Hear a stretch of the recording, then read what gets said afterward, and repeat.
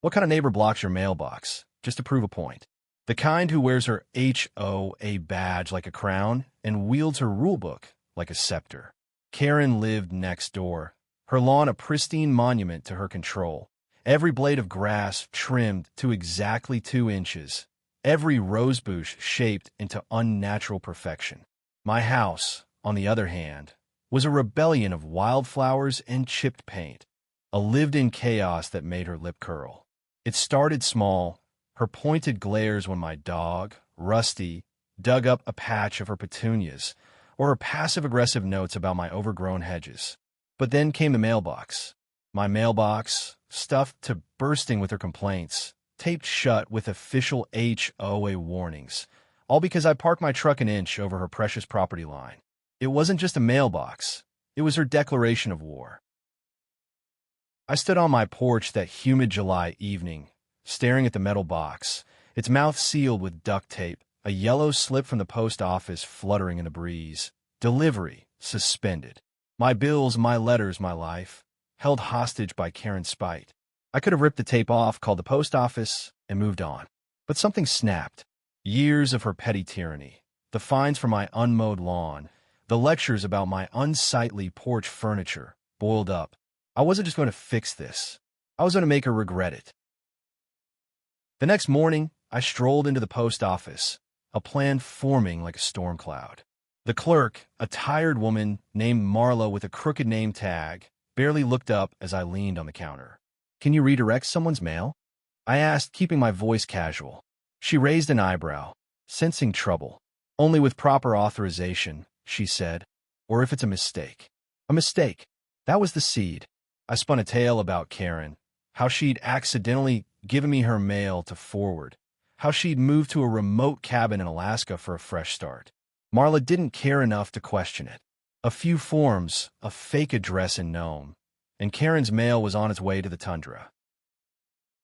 It felt good, that first act of rebellion. I pictured her waiting for her catalogs, her HOA newsletters, her life's paperwork, only to find her mailbox empty. I didn't stop there. I started small, subtle. I'd leave her trash cans just slightly out of alignment, knowing it'd drive her mad. I'd let Rusty accidentally wander in her yard, leaving paw prints in her perfect mulch. Each act was a jab, a way to say, "You don't own me." But Karen wasn't one to sit quietly. She noticed the missing mail within days. I saw her at her mailbox, rifling through it like a woman possessed, her face red with frustration. She marched to my door, pounding until I answered. "What did you do?" she demanded, her voice sharp as a knife. I played dumb, shrugging. Maybe the post office lost it. Her eyes narrowed, but she had no proof. Not yet. The neighborhood watched us like hawks circling a carcass.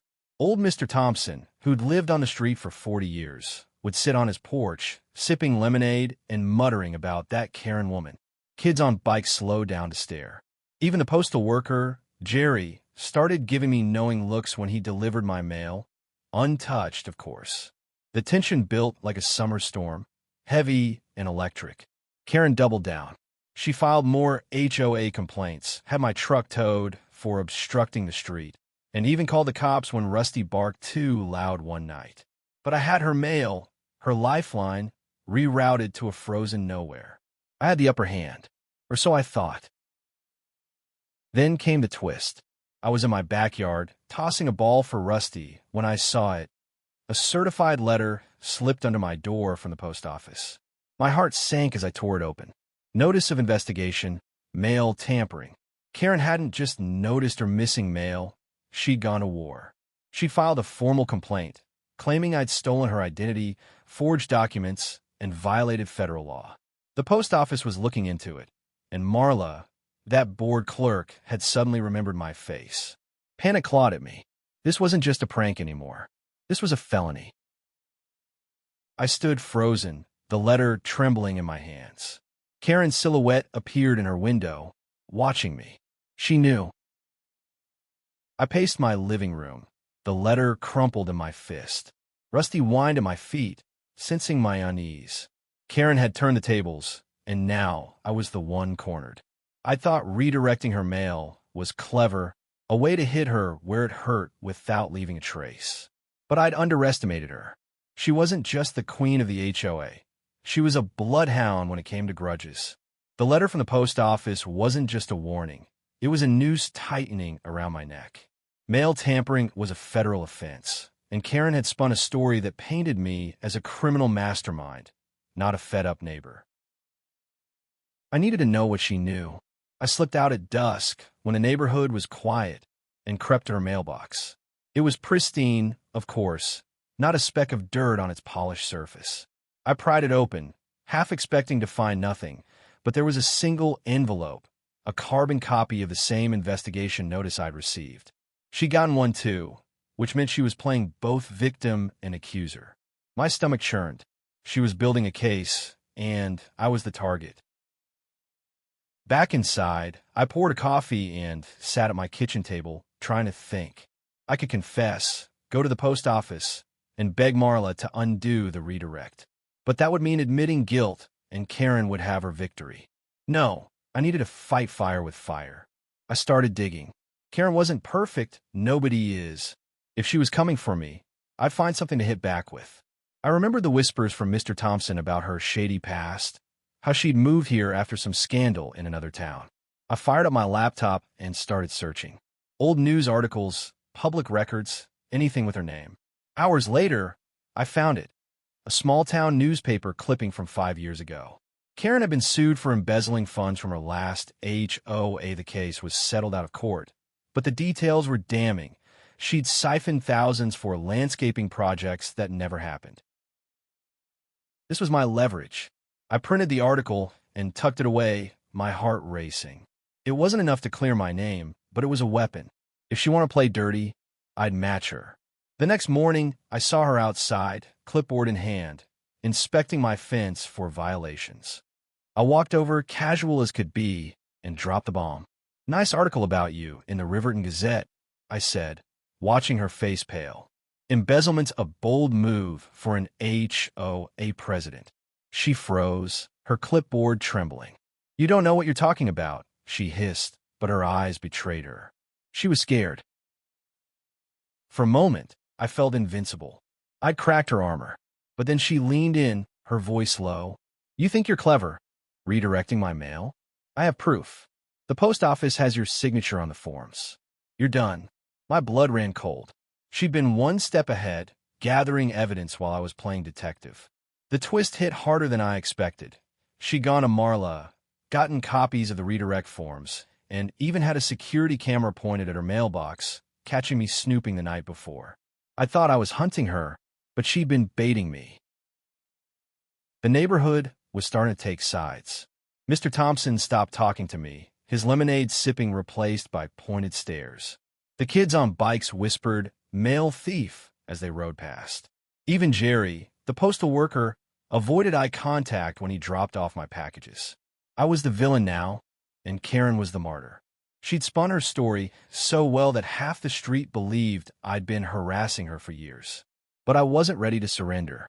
I had her secret, and she had mine. It was a standoff, and the next move would decide everything. I started planning my counterattack. I'd go to the HOA meeting, the one she ruled like a dictator, and expose her past. I'd bring the article, rally the neighbors, and turn her own game against her. But as I plotted, doubt crept in. What if she had more on me? What if the post office was already building a case? The weight of it pressed down, and for the first time, I wondered if I'd gone too far. The HOA meeting was set for Friday, and the whole street buzzed with anticipation. Karen's reign had always been iron-fisted, but now it was personal. I spent days preparing, rehearsing how I'd reveal her past, how I'd turn the neighbors against her. The article about her embezzlement was my ace, but I needed more. I knocked on doors, talked to people like Mrs. Alvarez, who'd once complained about Karen's special assessments that never seemed to fund anything. Slowly, I built a coalition, quiet allies who'd grown tired of her rules but were too scared to speak up. Friday night, the community center was packed. Karen stood at the front, her smile tight, her clipboard shield. I sat in the back, the article folded in my pocket, my heart pounding. She started with her usual spiel, updates on lawn regulations, fines for noncompliance, but her eyes kept darting to me. She knew I was up to something. When she opened the floor for comments, I stood. The room went silent. "I have something to share," I said, holding up the article. "Karen's not who she pretends to be." I read the headline aloud, watched her face drain of color as I detailed her past. Murmurs rippled through the crowd. Mrs. Alvarez nodded, others whispered. I'd struck a nerve. But Karen was ready. She didn't flinch for long. "This is a distraction," she said, her voice steady. "He's trying to smear me because he's under investigation for mail tampering." She held up a folder thick with papers. "I have proof, his signature, security footage, even a witness from the post office." The room turned on me. Eyes that had been curious now glared. Mr. Thompson shook his head, muttering. My allies wavered, their courage crumbling. Karen had flipped the script, and I was drowning. Then came the twist that broke me. She pulled out a photo, grainy but clear, me at her mailbox, prying it open. "This man," she said, "has been stealing my mail, forging documents, and harassing me for months."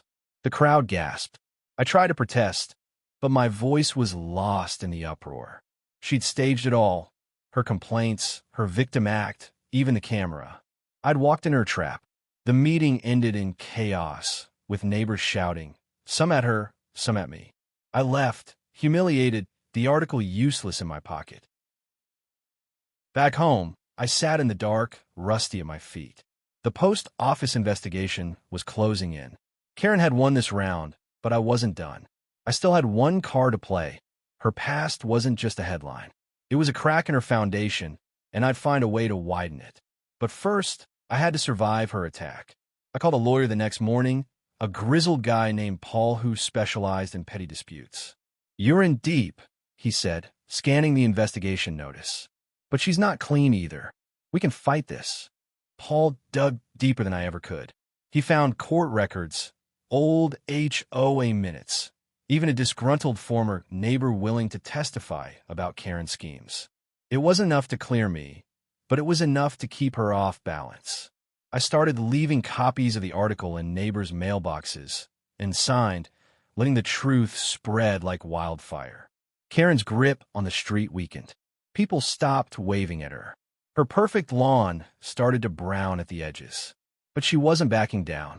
She doubled her complaints, had my water shut off for a day over a billing error, and kept the pressure on. The standoff was unbearable. Every day felt like a chess move, each of us waiting for the other to slip. I knew I couldn't keep this up forever. The post office was sniffing closer, and Paul warned me that charges were likely. I had to end this one way or another. The air in the neighborhood grew thicker, like the calm before a storm that could tear roofs apart. I was running out of time. Paul, my lawyer, had managed to stall the post office investigation with some legal maneuvering, but Karen was relentless. She'd started a petition to have me evicted, claiming I was a threat to the community. Her clipboard was her weapon, and she wielded it door to door, collecting signatures from neighbors too scared or too annoyed to say no. I saw her through my window, her smile sharp as she convinced Mrs. Alvarez, who'd once been my ally. The betrayal stung, but I couldn't blame her. Karen was a force, and I was the one with a federal investigation hanging over my head. I kept pushing back, though. Paul found another witness, a former HOA treasurer who'd moved away after clashing with Karen. She sent us an affidavit, detailing how Karen had pressured her to lose financial records that showed discrepancies. It was more ammunition, but it wasn't enough to stop the investigation. The post office had my signature, the forged redirect forms, and Karen's security footage. I was trapped in a corner, and she knew it. Still, I scattered more copies of the embezzlement article around the neighborhood, tucking them into mailboxes, under doormats, even pinning one to the community bulletin board. Let her explain that, I thought. One night, I caught Jerry, the postal worker, lingering by my mailbox. He looked uneasy, his usual friendly nod replaced by a grimace. "You gotta fix this," he muttered, glancing at Karen's house. She's got Marla ready to testify against you. My heart sank. Marla, the clerk I'd sweet-talked into redirecting the mail, was now Karen's weapon. I thanked Jerry and slipped him a 20, hoping to keep him on my side. But I knew the truth. I was losing ground. Then came the twist that shifted everything. I was sorting through my own mail, bills, mostly piling up from the chaos, when I found a letter addressed to Karen, mistakenly delivered to me. It was from a law firm, marked urgent. I shouldn't have opened it, but I did. Inside was a cease and desist order, accusing her of harassing a former neighbor in another state. The details were vague, but mentioned ongoing patterns of intimidation and threatened legal action. It was a goldmine. Karen wasn't just a local tyrant. She had a trail of enemies. I made a copy and sent the original to her mailbox, knowing she'd see it as a warning. Armed with this, I went to the post office. Marla was behind the counter, her face sour. I didn't beg or plead. Instead, I laid out the embezzlement article and the cease and desist letter. "You're in this too," I said. "You processed the redirect without checking. If I go down, I'm not going alone." Her eyes widened. She hadn't expected me to fight back like this. "What do you want?" she whispered. I told her to retract her statement, to say she'd made a mistake. She hesitated, then nodded. It wasn't a full victory, but it bought me time. Karen sensed the shift. Her petition slowed. Neighbors started asking questions about her past, whispering about the articles I'd spread. She stopped coming to my door, but I saw her watching, always watching. The confrontation was coming, and we both knew it. I prepared for the next HOA meeting, ready to lay everything bare, her embezzlement, her harassment, her lies. But I also knew she'd have something up her sleeve. She always did. The night before the meeting, I sat with Paul, going over our strategy. "She's not invincible," he said, but his voice lacked conviction. I looked out her house, the lights burning late. She was planning too. The board was set, and the final moves were about to be played. The community center was a battlefield, its fluorescent lights casting harsh shadows over the folding chairs packed with neighbors. Karen stood at the podium, her posture rigid, her eyes scanning the room like a general before siege. I sat near the front this time, Paul's folder of evidence heavy in my lap. The air was thick with tension. Everyone knew this wasn't just an HOA meeting. It was a reckoning. Karen started with her usual agenda. Her voice clipped, but the crowd was restless. Whispers about the embezzlement article had spread, and her petition to evict me had backfired, making her look desperate. When she opened the floor, I stood, holding up the folder. "Karen's been lying to you," I said, my voice steady despite the knot in my chest. I laid it all out. The embezzlement, the cease and desist letter, the trail of complaints from her past. I passed around copies of the documents, watching neighbors' faces shift from skepticism to shock. Mrs. Alvarez, who'd signed Karen's petition, looked betrayed. Mr. Thompson coughed, his eyes on the floor. I was gaining ground, but Karen wasn't done. She slammed her clipboard down, the sound echoing like a gunshot. "This is slander," she spat, pulling out her own stack of papers. "He's a criminal. He tampered with my mail, forged documents, and broke federal law." She played the security footage on a projector, the grainy image of me at her mailbox looping for all to see. The room erupted in murmurs. She had me pinned, and she knew it. But then came the twist I hadn't seen coming. She turned to Marla, who was sitting in the back, and called her to the front. "Tell them," Karen said. Marla, pale and shaking, admitted she'd processed the redirect, but claimed I'd coerced her. The lie was flimsy, but it didn't matter. The crowd was eating it up. I felt the room slip away. My evidence, my allies, my fight, it was crumbling. Paul leaned over, whispering, "Stay calm. We got this." But I wasn't so sure. Karen was winning, her voice rising as she accused me of harassment, of tearing the neighborhood apart. I stood again, desperate, and played my last card. "If I'm a criminal, what about you?" I asked, holding up the cease and desist letter. "You've been bullying people for years, Karen. This isn't just about me." The room went quiet. For the first time, she faltered, her hands gripping the podium. Then Mrs. Alvarez stood. She tried to find me for my son's basketball hoop, she said, her voice trembling but firm. It wasn't even on her property. Another neighbor chimed in, then another, airing years of grievances. Karen's empire was cracking, but she wasn't going down without a fight. She shouted over them, demanding order, but the crowd was done listening. The meeting dissolved into chaos, neighbors arguing, some storming out. I left too, my head spinning. I'd landed blows, but so had she. Outside, Paul clapped my shoulder. You shook her, he said. But this isn't over. I knew he was right. Karen's world was fraying, but she'd fight to the end. And I was still on the hook for the mail tampering. The post office had delayed their investigation, thanks to Marla's retraction, but they weren't done with me. I went home, locked the door, and sat in the dark, Rusty's head in my lap. The war wasn't won, but the tide was turning. Karen's collapse came faster than I expected. The HOA meeting had cracked her facade, and the neighborhood turned on her. Mrs. Alvarez organized a group to demand an audit of the HOA's finances, citing the embezzlement article. Others started ignoring her rules, parking wherever they wanted, letting their lawns grow wild.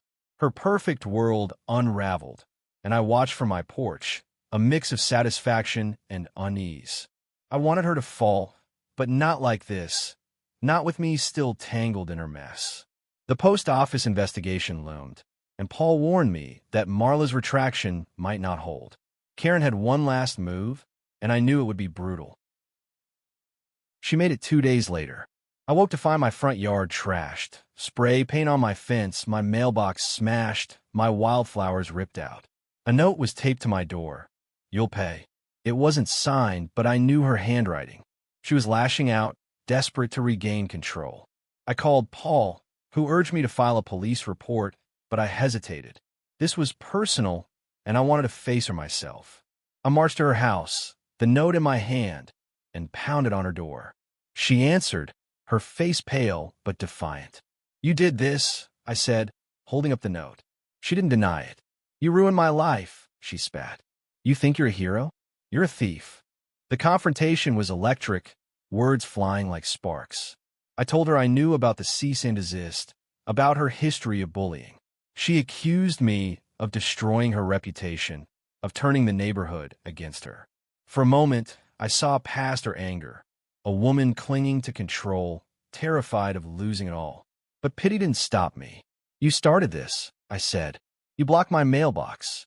You made it a war. She slammed the door, and I knew it wasn't over. That night, I got a call from Jerry, the postal worker. She's at the post office, he whispered, filing more complaints. I drove there, heart pounding, and found her with Marla, handing over a new stack of papers. I didn't wait. I walked in, holding the cease and desist letter, and laid it on the counter. You want to talk about crimes? I said, let's talk about yours. Marla looked between us, trapped. Karen's eyes blazed, but she didn't speak. She'd overplayed her hand, and she knew it. The next day, the HOA voted her out. Mrs. Alvarez took over, promising transparency. Karen's house went quiet, her curtains drawn. The post office dropped the investigation. Marla's retraction held, and Karen's complaints were dismissed as spite. I'd won, but it felt hollow. My yard was still trashed, my name still whispered as the mail guy. I'd taken her down, but at what cost? I started fixing my yard, replanting the wildflowers, repairing the mailbox.